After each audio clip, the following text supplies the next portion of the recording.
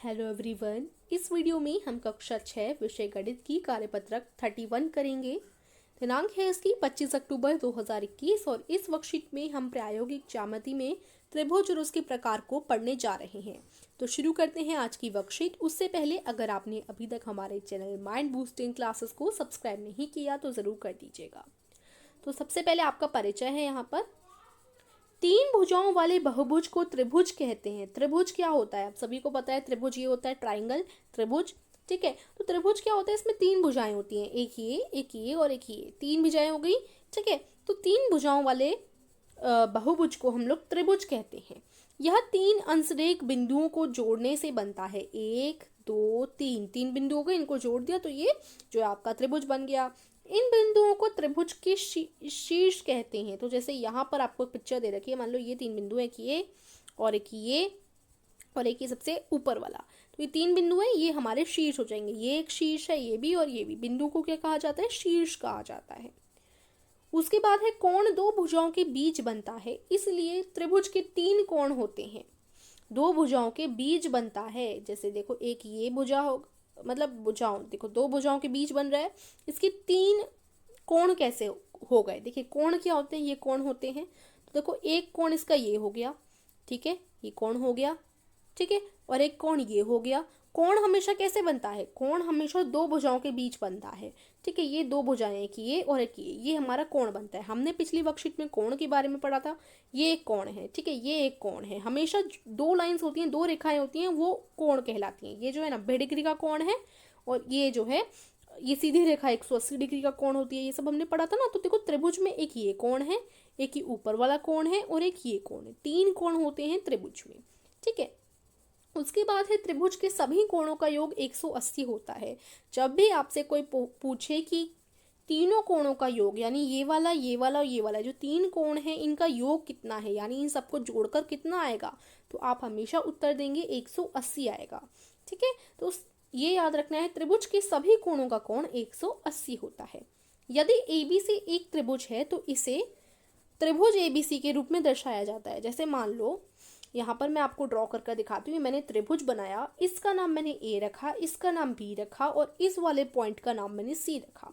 तो ये आपका ए बी सी त्रिभुज हो गया। तो इसको शॉर्ट फॉर्म में कैसे लिखेंगे, त्रिभुज का छोटा सा चिन्ह ये होता है, इसके आगे आप ए बी सी लिखेंगे, ठीक है। तो इसका मतलब हो जाएगा, इससे मतलब हो जाएगा, मतलब ये हमने छोटे में लिखा, अगर इसको पूरा खोलना है तो इसका मतलब है कि एक त्रिभुज है जिसका नाम ए बी सी है, ठीक है। उसके बाद देखते हैं हम आगे शीर्ष। अब ये जो साइड में आपको त्रिभुज दे रखा है, इसके शीर्ष कौन कौन से हैं। जैसे मान लो ये आपका एक त्रिभुज है, ए बी सी, तीन बिंदु हैं, तो ये तीनों बिंदु क्या हो गए, शीर्ष हो गए। उसके बाद कोण, कोण ये ऊपर वाला हो गया, ये वाला हो गया, ये वाला हो गया, तीन कोण हो गए, मैंने आपको बताए थे। भुजाएं ए बी सी और ए सी। देखो ए बी ये एक भुजा हो गई, देखो यहां से देखते हैं हम लोग, ए बी ये सी, ठीक है। तो ए बी एक भुजा हो गई। उसके बाद दूसरी भुजा बी सी हो गई, बी सी, ठीक है, और एक हो गई सी यहाँ से, ठीक है। तो तीन भुजाएं हो गई ये। तो ये यहाँ पर आपको बता रखा है। उसके बाद हम लोग आगे करते हैं। आगे क्या बोल रखा है देखो, यहाँ तक हमने पढ़ लिया। भुजाओं के आधार पर त्रिभुज के प्रकार पढ़ते हैं। तो भुजाओं के आधार पर यहाँ पर हम लोग पढ़ेंगे। तो पहला है विषम बाहु त्रिभुज। विषम बाहु त्रिभुज में क्या होता है, एक त्रिभुज जिसकी तीन भुजाओं की लंबाई अलग अलग माप की हो विषम बाहु त्रिभुज कहलाता है।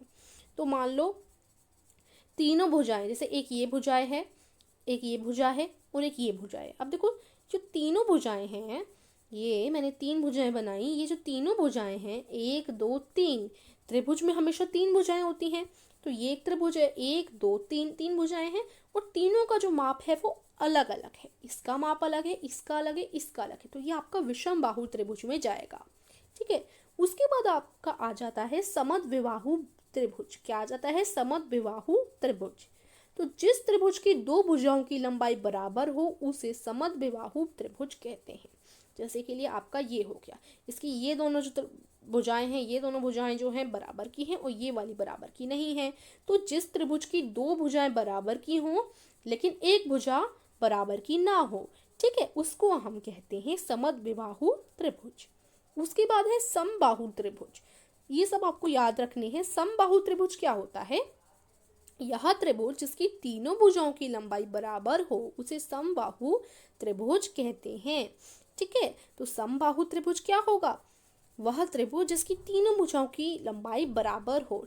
जैसे ये भी बराबर, ये भी एक नाप का हो, ये भी एक माप का हो, तो तीनों भुजाओं की लंबाई बराबर जब होती है, जैसे ये 3 सेंटीमीटर का है, ये 3 सेंटीमीटर का है और नीचे वाला भी 3 सेंटीमीटर का है, तो तीनों 3 सेंटीमीटर के हुए ना, तो ये क्या हो गया आपका? ये चला गया आपका समबाहु त्रिभुज में। तो याद रखिएगा, विषम बाहु यानी जिसकी भुजाओं की लंबाई बराबर ना हो, समद्विबाहु यानी जिसकी जो है दो भुजाओं की बराबर लंबाई हो लेकिन एक की ना हो, समबाहु जिसकी जो है तीनों भुजाओं की लंबाई बराबर हो। तो आपको समझ आ गया। अब आगे चलते हैं। अब आगे है कोणों के आधार पर त्रिभुज के प्रकार। अभी तक तो हमने क्या देखा? अभी तक हमने देखा कि अगर हमने लंबाई देखी, एक त्रिभुज है, ये 3 सेंटीमीटर का, ये 3 सेंटीमीटर का है और ये 5 सेंटीमीटर का है, मान लीजिए, बस मैंने ऐसे ही लिख दिया है। तो हमने ये सेंटीमीटर वाला हिसाब देखा कि लंबाई के हिसाब से। अब हम कोण के हिसाब से देखेंगे। जैसे ये है एक त्रिभुज, तो इसका ये वाला जो कोण है, एक कोण जो है, ये वाला जो एक कोण है, इसकी कितने डिग्री का है? 90 डिग्री का। तो इस तरीके से अब हम कोण के आधार पर त्रिभुज के प्रकार देखेंगे।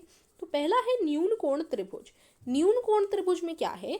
जिस त्रिभुज के तीनों कोण न्यून हो, अर्थात 90 डिग्री से कम हो, न्यून कोण त्रिभुज कहलाता है।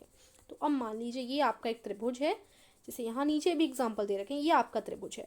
इसका ये वाला जो कोण है वो 75 डिग्री का है, ऊपर वाला कोण 40 डिग्री का है और नीचे वाला कोण 65 डिग्री का है। तो अब तीनों ही जो कोणों की डिग्री है वो क्या है? 90 डिग्री से कम है।